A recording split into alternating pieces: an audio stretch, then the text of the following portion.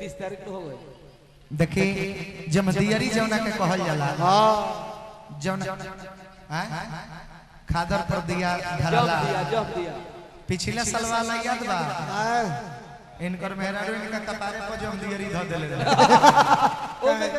हम कहनी कि भौजी बड़ा गलत कहलू। हां ई कुल खादर पर धरे वाला चीज ह। आ तू परदुमन जी के मुरिये पर ध दिहलू तो कहली कि ये रोशन जी ए बबुआ जी हमरा खादर में या परदुमन परदेसी के अंतर ना लागे। कहां दूर जाई जब घर ही में खादर बा ऐसे ध दिहनी।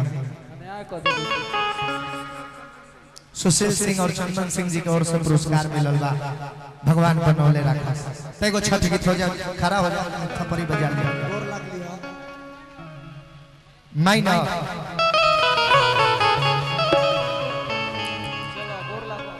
ओ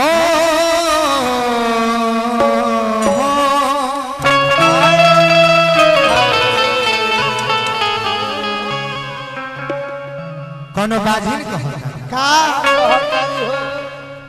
कि छठी माई के घाटा पाया जन बाजन बाजा बाजाई बो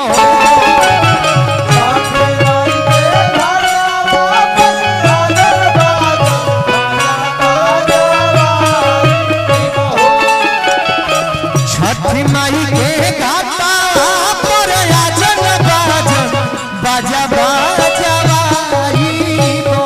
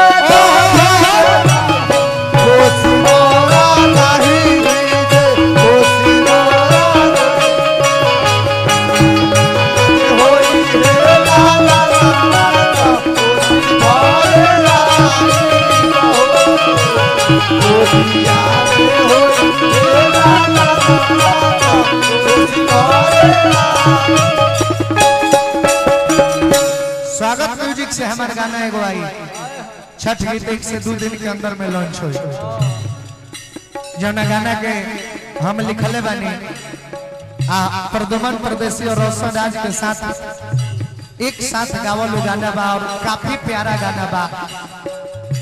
और भी गाना जौन की छठ के स्पेशलिस्ट अगर के हो राइटर में पद लिखले बा तो जेकरा के विनय बिहारी के नाम से लोग जानेला। जेकर गाना जोरे जोरे फलवा सूरज देव घटवा पतिवई चढ़ावे ली हो जल बीचे खारा होई दर्शन ला सारा लगावे ली हो गरजी गरजी देव बरिसे ले ओरिए ओरिए मधु चुए जौन की इतिहास बा। तो विनय बिहारी चाचा के लिखल गाना प्रदुमन परदेसी और रोशन राज के आवाज में 1 से 2 दिन के अंतर मिली। स्वागत म्यूजिक रवा सब सब्सक्राइब कर ली। रोशन राज ऑफिशियल और प्रदुमन परदेसी ऑफिशियल सब्सक्राइब कर ली। बहुत ही प्यारा गाना लिखल बा। गाना के एगो भाव हम माइनर कहत हम अपन लिखल गावत हाथे कलश पवाली हाले हाथे कलश पवाली हाले हे आदि तमल जल में तिवैया बारी हो जल में बारी हो जल में तिवैया बारी हो खोली ना तलकया जाला एक देखाई दी अली नयन राधिया हो हमार अली नयन राधिया हो हमार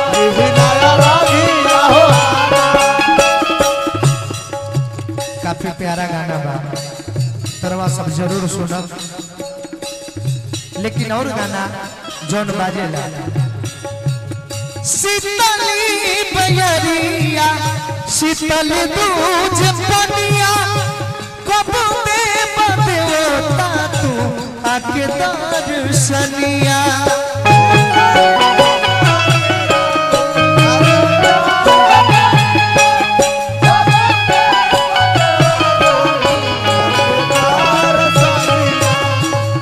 चला सुन ली अभी। हाँ जोरे जोरे प्यारी है दीना जोरे जोरे प्यारी है गंगा मैया घाटवा पतिवा ई चढ़ावे हो जल बीचे खड़ा होई दर्शन ला असरा लगावे हो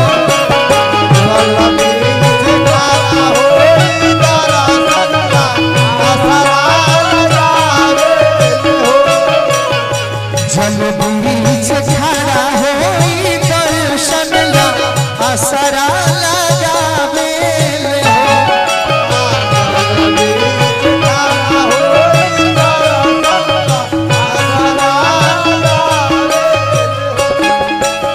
जल बीच खड़ा होई दर्शन ला असरा